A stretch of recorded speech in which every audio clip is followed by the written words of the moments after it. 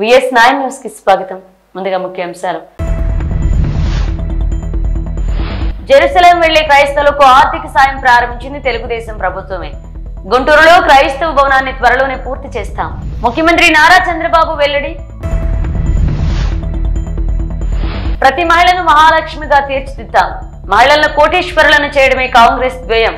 Deputy CM బట్టి Vikramarka. Traffic అసిస్టెంట్లుగా 39 మంది ట్రాన్స్జెండర్లు. క్రమశిక్షణ పనితీరుపై వారి భవిష్యత్తు ఉంటుందని సిపి సివి ఆనంద్. సంధ్యా థియేటర్ తొక్కిసలాట ఘటనపై విచారణకు హాజరైన అల్లు అర్జున్. గుంటూరులో క్రైస్తవ భవనాన్ని త్వరలోనే పూర్తి చేస్తామని హామీ ఇచ్చారు ఆంధ్రప్రదేశ్ ముఖ్యమంత్రి నారా చంద్రబాబు నాయుడు. 5 ఏళ్లుగా వైసీపీ పాలకులు భవన నిర్మాణాన్ని నిర్లక్ష్యం చేశారన్నారు. జెరూసలేం వెళ్లే క్రైస్తవులకు ఆర్థిక సాయం ప్రారంభించింది తెలుగుదేశం ప్రభుత్వమే అన్నారు. చంద్రబాబు క్రైస్తవ శ్మశాన వాటికల నిర్మాణానికి కృషి చేస్తామని తెలిపారు. క్రైస్తవ అనుబంధ కళాశాలలను గత పాలకులు ఇబ్బందులు పెట్టారని, ఆర్థిక అసమానతలు తగ్గించేందుకు కలిసి పనిచేద్దామని పిలుపునిచ్చారు. పక్క విభజన తర్వాత కూడా మీరు ఒకసారి చూస్తే ఏదైతే క్రిస్టియన్స్ కోసం సంక్షేమం కోసం ఎక్కువ ప్రాధాన్యత ఇచ్చాం, చర్చల నిర్మాణానికి ఆర్థిక సహాయం చేశాం. ఇంకొక పక్క మీరు చేస్తున్నటువంటి సేవలకు సహకారంగా ఉండాలని క్రైస్తవ సంస్థలకు ఒక్కొక్క సంస్థకి 10 లక్షల రూపాయల ఆర్థిక సహాయం చేసి మిమ్మల్ని ప్రోత్సహించాం. గుంటూరులో మీరు చూస్తే క్రిస్టియన్ భవనం కోసం 2 ఎకరాల భూమిని కేటాయించడమే కాకుండా ఆ రోజు 10 కోట్ల రూపాయలు ఖర్చు పెడితే కంప్లీట్ కాని బిల్డింగ్ ని కంప్లీట్ చేయాలని 5 సంవత్సరాలు ఆలోచించలేదు.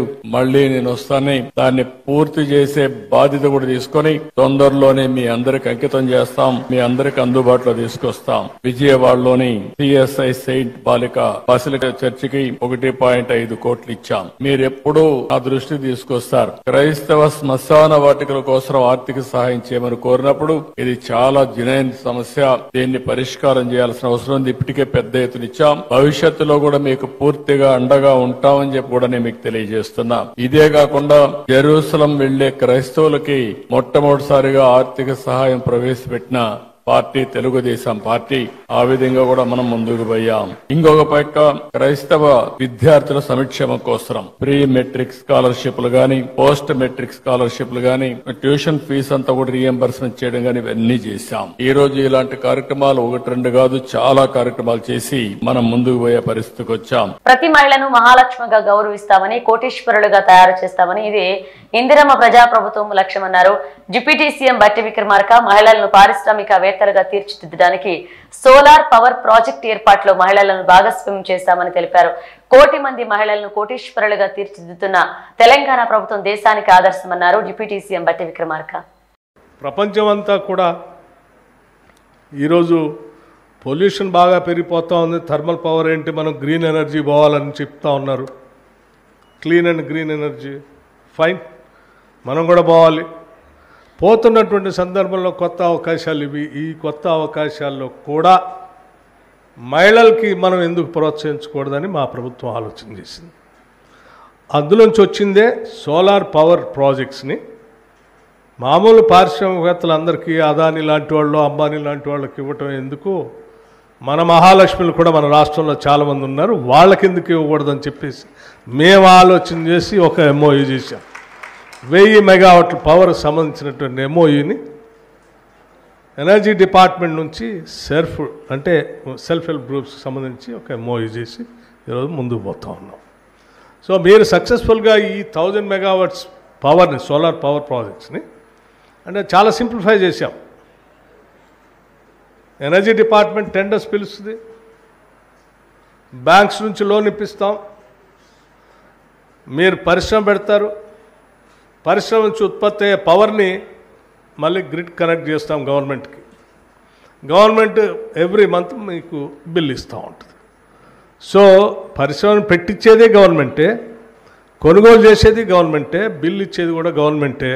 ఈ కార్యక్రమాన్ని చేసి సింప్లిఫై చేసి మీకు ఒక మంచి బిజినెస్ని మీకు అందించిపోతాము. ఇది సోలార్ పవర్తో. వీటితో పాటు ఇంకా గ్రామీణ ప్రాంతాల్లో అందించుకోవటానికి కావాల్సినటువంటి ఎంఎస్ఎంఈ ద్వారా పనికొచ్చే ప్రతిదాన్ని ఐడెంటిఫై చేసి వాటి ద్వారా ఎక్కువ మంది సెల్ఫ్ హెల్ప్ గ్రూప్ మెంబర్స్ని ఇన్వాల్వ్ చేసి చేయడానికి ఎంత అవకాశం ఉందో చేయాలన్నటువంటి ఆలోచనతో ఈ రాష్ట్ర ప్రభుత్వం ముందు పోతా ఉంది. తప్పనిసరిగా నేను ఆర్థిక శాఖను కూడా చూస్తూ ఉన్నది. సో మా ముఖ్యమంత్రి రేవంత్ రెడ్డి గారు కానీ, మా పరిశ్రమల మంత్రి శ్రీధర్ బాబు గారు కానీ, లేకపోతే యావత్ మంత్రిమండలి మొత్తం కూడా సింగిల్ ఫోకస్తో ఈరోజు వెళ్తూ ఉన్నాం. మా ఫోకస్ అంతా ఈ రాష్ట్రంలో సగ జనాభా ఉన్న మహిళలందరినీ, తల్లుల్ని, సోదరిమణులందరినీ కూడా మహాలక్ష్మిలాగా చేయటం, మిమ్మల్ని ఆర్థికంగా సాధికారిగా నిలబెట్టుకునేటట్టు చేయటం, తద్వారా కుటుంబం ఆర్థికంగా నిలదొక్కుని కుటుంబం ద్వారా గ్రామం, గ్రామం ద్వారా రాష్ట్రం, రాష్ట్రం ద్వారా దేశానికి తెలంగాణ మహిళలు ఒక ఇన్స్పిరేషన్గా ఉండేటట్టుగా కార్యక్రమాన్ని తీసుకొని ముందుకు పోతున్నాం. ఈ పోయే కార్యక్రమంలో తప్పనిసరిగా మేము విజయం సాధిస్తామనే ప్రగాఢమైన నమ్మకం మాకుంది. విజయం సాధించేటట్టుగా ఈ ప్రభుత్వం నడవాలని మీరందరూ మనస్ఫూర్తిగా దీవించండి అని కూడా నేను కోరుతా ఉన్నాను. హైదరాబాద్ లో ట్రాఫిక్ అసిస్టెంట్లుగా 39 మంది ట్రాన్స్జెండర్లు విధులు నిర్వహిస్తున్నారు. ఇంకా రాష్ట్రంలోని వివిధ జిల్లాలకు చెందిన వీరికి 15 రోజుల శిక్షణా కాలం పూర్తి చేసుకున్నారు. డ్యూటీలో క్రమశిక్షణ, పనితీరుపై వారి భవిష్యత్ ఆధారపడి ఉంటుందని సిపి సివి ఆనంద్ వివరించారు.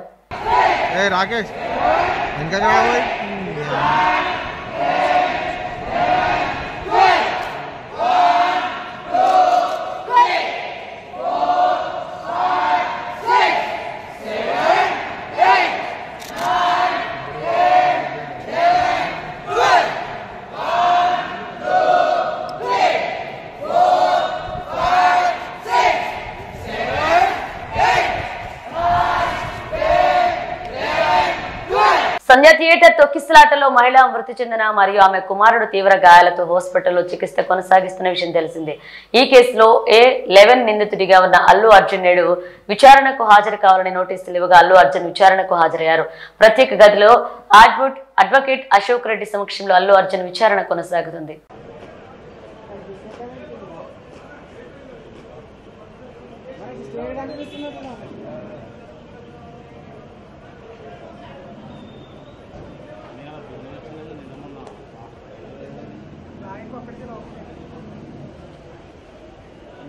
బాలికకు ఫోన్లో అసభ్య వీడియోలు చూపిస్తున్న కీచక టీచర్ ను చెప్పుతో కొట్టారు బాలిక తల్లిదండ్రులు. మహబూబాద్ జిల్లా సిరోల్ మండలం సక్రం నాయక్ తాండా ప్రాథమిక పాఠశాలలో ఈ ఘటన చోటు చేసుకుంది.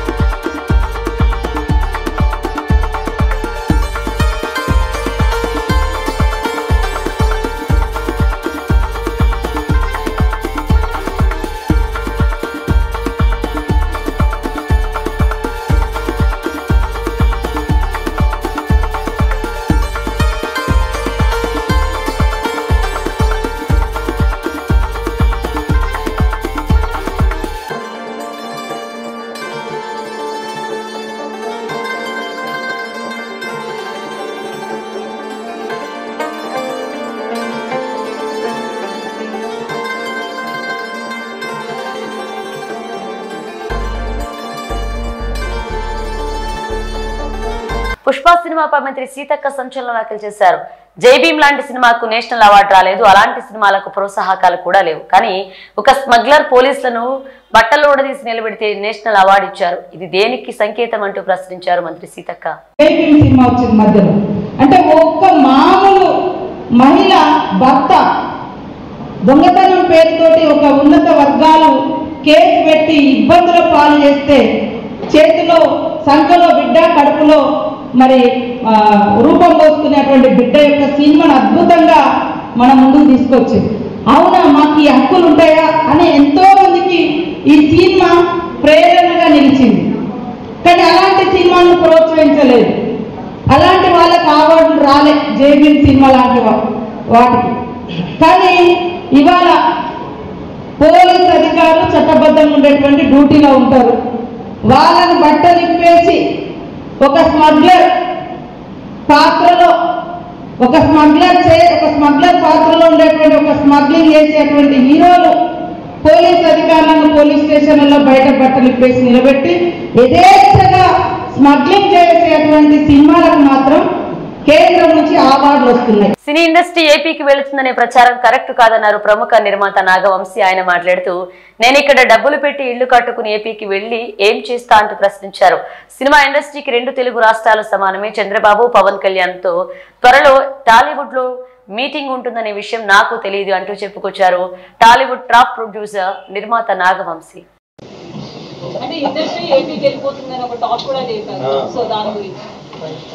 నేను చాలా డబ్బులు పెట్టి ఇక్కడ ఇల్లు కట్టుకున్నానండి. నేను ఏపీకి వెళ్ళి ఏం చేస్తాను? వికారాబాద్ జిల్లా తాండూరు ఆర్డీఓ ఆఫీస్ లో ఏసీబీ దాడులు నిర్వహించింది. 5 లక్షల లంచం తీసుకుంటూ ఉండగా AO Danayya, senior assistant Manik రావులను రెడ్ హ్యాండెడ్ గా పట్టుకున్నారు. ఏసీబీ అధికారులు తిరుమల శ్రీవారి ఆలయంలో భక్తులకు సౌకర్యవంతమైన దర్శనం కల్పించేందుకు ఆటోమేషన్, ఆర్టిఫిషియల్ ఇంటెలిజెన్స్ సాంకేతికతను టీటీడీ వినియోగించుకోనుంది. గంటల తరబడి క్యూ లైన్లో నిరీక్షించే అవసరం లేకుండా 1-2 గంటల్లో శ్రీవారి దర్శనం కల్పించేలాగా ఏఐ సహకారంతో ఫేజ్ రికగ్నైజేషన్ ఎంట్రీ విధానాన్ని సోమవారం టీటీడీ బోర్డు సభ్యులు పరిశీలించారు. మొదటిగా కియోస్కోలో ఫేస్ ఆధారంగా టోకెన్ జనరేట్ చేయడం, ఆ తర్వాత ఫేషియల్ రికగ్నైజేషన్, బ్యారియర్ గేట్ ముందు నిలబడితే గేట్లు తెరుచుకోవడం వంటి వాటిని నిన్న పరిశీలించారు. మెరుగైన విధానాలను పరిశీలించి త్వరలోని భక్తులకు అందుబాటులోకి తేవనున్నారు.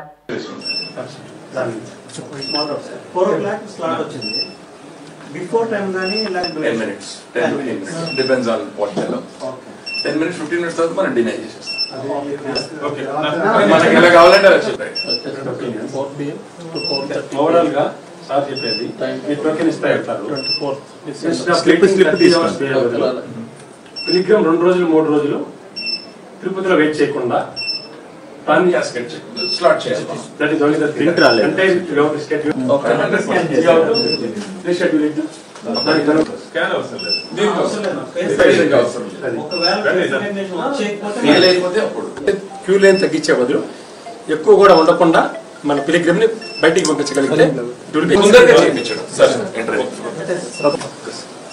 పేదలకు నాణ్యమైన వైద్యం అందించడమే ప్రభుత్వ లక్ష్యమని మంత్రి కోమటిరెడ్డి వెంకటరెడ్డి ఎల్బీనగర్ నియోజకవర్గంలోని చైతన్యపురిలో నిర్మాణం అవుతున్న ఎల్బీనగర్ టిమ్స్ హాస్పిటల్ పనులను మంత్రి పరిశీలించారు. ఎలాంటి వారితో కలిసి వివరాలు అడిగి తెలుసుకున్నారు. అనంతరం మంత్రి కోమటిరెడ్డి వెంకటరెడ్డి మాట్లాడుతూ, దేశంలోనే ఎల్ఎన్టీ కంపెనీతో టిమ్స్ హాస్పిటల్ నిర్మాణం చేస్తున్నామన్నారు. హైదరాబాద్ లో 4 టైమ్స్ హాస్పిటల్ తో పాటు మరొకటి వరంగల్లో 1 TIMMS కడుతున్నామన్నారు. పేదవారికి వైద్యం అందించాలనే ఉద్దేశంతో హాస్పిటల్స్ నిర్మాణం చేయడం జరుగుతుందని, వైఎస్ఆర్ ఉన్నప్పుడే పేదవారు ఒక్క పైసా కట్టకుండా ఉచిత వైద్యం అందించాలనే ఉద్దేశంతో రాజు ఆరోగ్యశ్రీని ఏర్పాటు చేశామన్నారు. ఉచిత విద్య కూడా అందరికీ అందుబాటులో ఉండే విధంగా ప్రభుత్వం చర్యలు తీసుకుంటుందన్నారు. LOCకు ఒక సంవత్సరంలో 1600 కోట్లు ఖర్చు చేయడం జరిగిందని, కేవలం 24 గంటల్లో 3 లక్షల రూపాయల వరకు LOCలను అందిస్తున్న ఘనత ప్రభుత్వానిదని కోమటిరెడ్డి వెంకటరెడ్డి అన్నారు. ఎన్ని కొత్త ఆసుపత్రులు వచ్చినా కానీ ఉస్మానియా ఆసుపత్రి ముందు రావని, ఉస్మానియా కొత్త ఆసుపత్రిని గోషమాల్ స్టేడియంలో నిర్మాణం చేయడానికి ప్రభుత్వం నిర్ణయం తీసుకుందని ఆయన అన్నారు. డిసెంబర్ 25 నాటికి టిమ్స్ ఆసుపత్రిలో 7వ స్లాబ్ నిర్మాణం జరుగుతుందని, జనవరి ఎండింగ్ వరకు 8 కూడా వేయాలని కాంట్రాక్టర్లు మంత్రి కోరారు. టిమ్స్ ఆసుపత్రి 14 ఫ్లోర్లలో ఏర్పాటు చేస్తున్నామని, పోలీస్ స్టేషన్, దేవాలయం, మసీద్లను ఇక్కడ ఏర్పాటు చేస్తున్నామని మంత్రి తెలిపారు. జూన్, జూలైలోనే అందరికీ అందుబాటులోకి తీసుకొచ్చే విధంగా చర్యలు తీసుకుంటున్నామని తెలియజేశారు. ఆరోగ్యశ్రీ 5 లక్షలు ఉంటే 10 లక్షల వరకు పెంచి పేదలకు వైద్యం అందుబాటులోకి తెచ్చిన ప్రభుత్వం మా ప్రభుత్వం పనిచేస్తుందని, టీఆర్ఎస్ ప్రభుత్వంలో పేదలకు LOCలు ఇవ్వడం ఆపేశారని, మెడికల్ రింబర్స్మెంట్ కూడా 6 నెలల తర్వాతనే చెక్కులు ఇచ్చేవారని కోమటిరెడ్డి ఆరోపించారు. హైదరాబాద్, విజయవాడ జాతీయ రహదారి 6 లైన్స్ చేస్తున్నామని, భారతదేశంలో అత్యధిక రోడ్డు ప్రమాదాలు జరుగుతున్నాయని, ఎక్కువగా 2 తెలుగు రాష్ట్రాల్లో జరుగుతున్నాయన్నారు. ఎల్బీనగర్ నుండి హయత్ నగర్ వరకు మెట్రో పనులు కూడా తొందరలో జరిగే విధంగా చర్యలు తీసుకుంటామని, మూసీ పరివాహక ప్రాంతంలో దోమలతో అనేక రోగాల బారిన పడుతున్నారు. దీన్ని ప్రక్షాళన చేసి గోదావరి నీటితో నింపి బాగు చేస్తామన్నారు. తొందరలో టెండర్లు పిలుస్తున్నామని, ప్రతి నెలలో 2-3 సార్లు టిమ్స్ ఆసుపత్రులను సందర్శించి పనులను వేగవంతం చేసే విధంగా చర్యలు తీసుకుంటామని తెలియజేశారు. ఇక 6 నెలల్లో టీ ఆసుపత్రి నిర్మాణం పూర్తయిపోవాలని ఎల్ఎన్టీ అధికారులను కోరారు కోమటిరెడ్డి వెంకటరెడ్డి.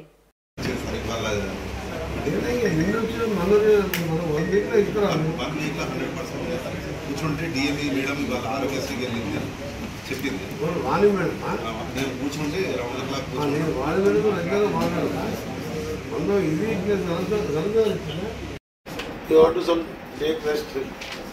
అది ఎట్లా చేస్తాను ఎలక్ట్రికల్ వాళ్ళు మీకు ఎప్పటికీ రిక్వైర్మెంట్ ఫంక్షనల్ రిక్వైర్మెంట్ ఇస్తుంది సార్. ఐ హావ్ ఎల్ఎన్టీనే డిజైన్ చేయాలి. డ్రాయింగ్స్ అప్రూవ్ చేస్తాం. డిజైన్ అంతా చేసి పెట్టుకున్నాం సార్ వాళ్ళు. Which we have entered into an agreement with R&D. 8 February 2023. Announced in 2nd July. Yes sir. 2nd July of 21. Slab is how many days?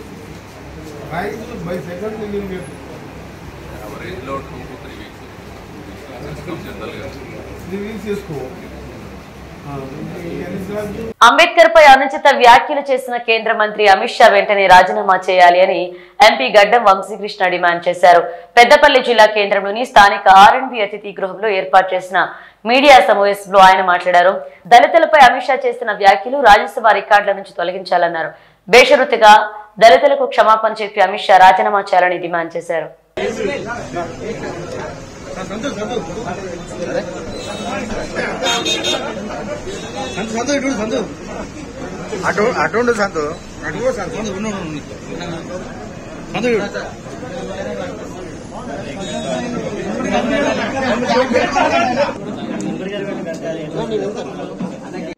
ఈరోజు చాలా బాధాకరమైన సంఘటనలు జరుగుతున్నాయి మన భారతదేశంలో.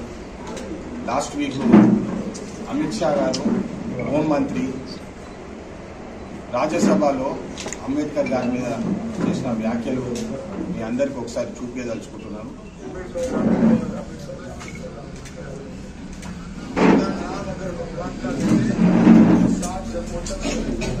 భారత రాజ్యాంగం 70-75 సంవత్సరాల క్రితం ఏదైతే అంబేద్కర్ గారు రాసినారో వారు కాన్స్టిట్యూషన్లా ఏదైతే గైడ్ లైన్స్ ఇచ్చినారో ఇప్పటికీ ఆ గైడ్ లైన్స్ ప్రకారము మనం నడుస్తున్నామంటే అది కాన్స్టిట్యూషన్ ఒక గొప్పతనం. మీ అందరు తెలుసు.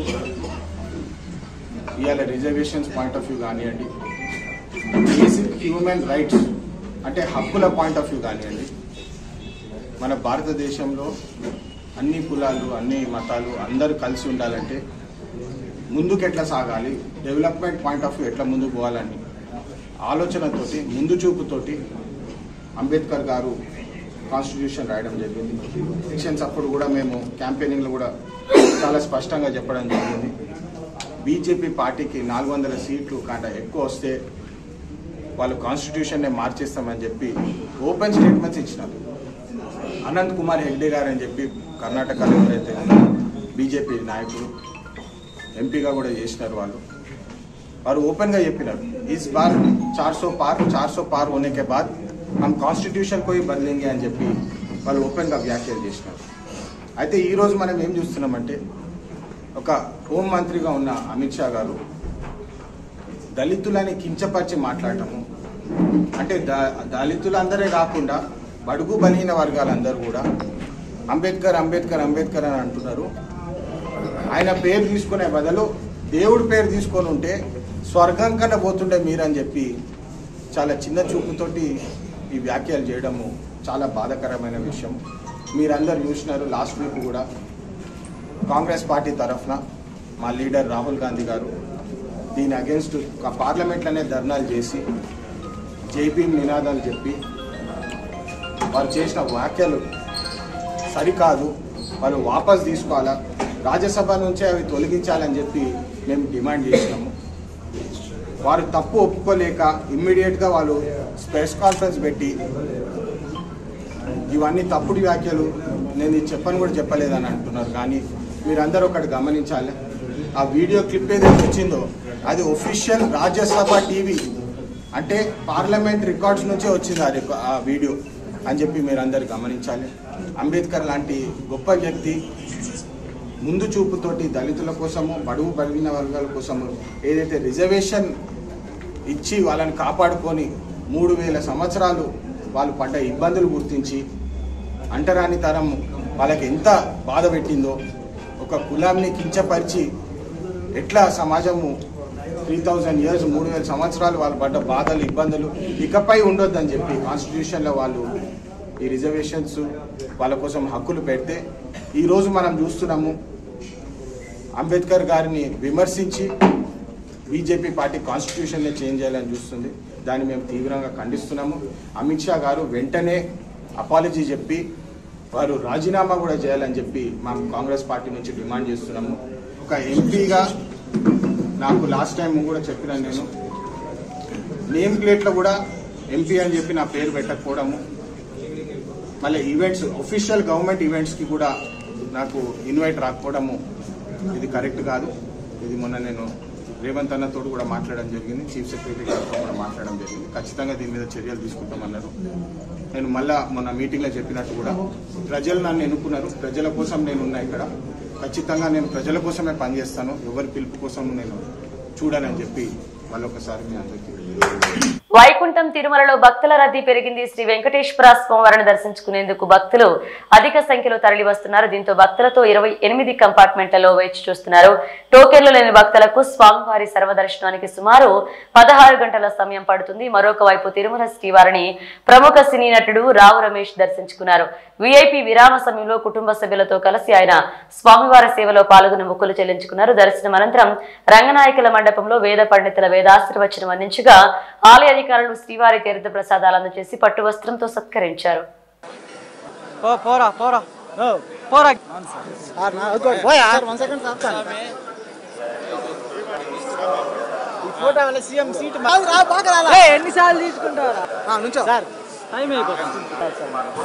ఫ్యామిలీ ఫోటో తీసుకోవాలి. టెంపుల్ బ్యాగ్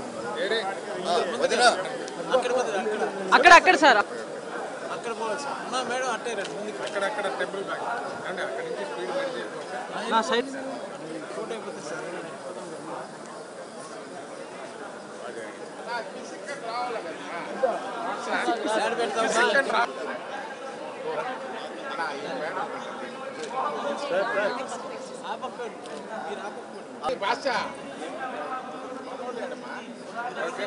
సార్ మేము మేడం సెకండ్ మేడం రెడీ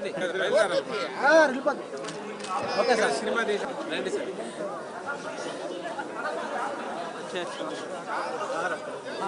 ఇంట్లో సార్ దగ్గర సార్ ఇలా చూడండి. నువ్వు ఉండకూడదు. ఓకే చూడండి అందరూ అయిపోయింది.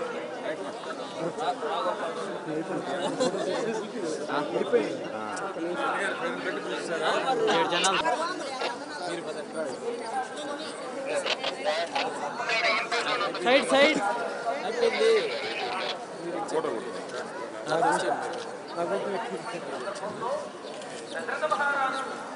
ఎవరికి రాదన్నా, మీకు ఫోటో రాదు, మాకు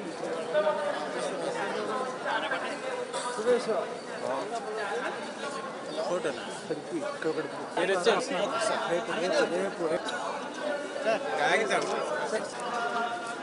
సార్ ఎక్కండి. కార్ ఎక్కి నాకు తీసుకో.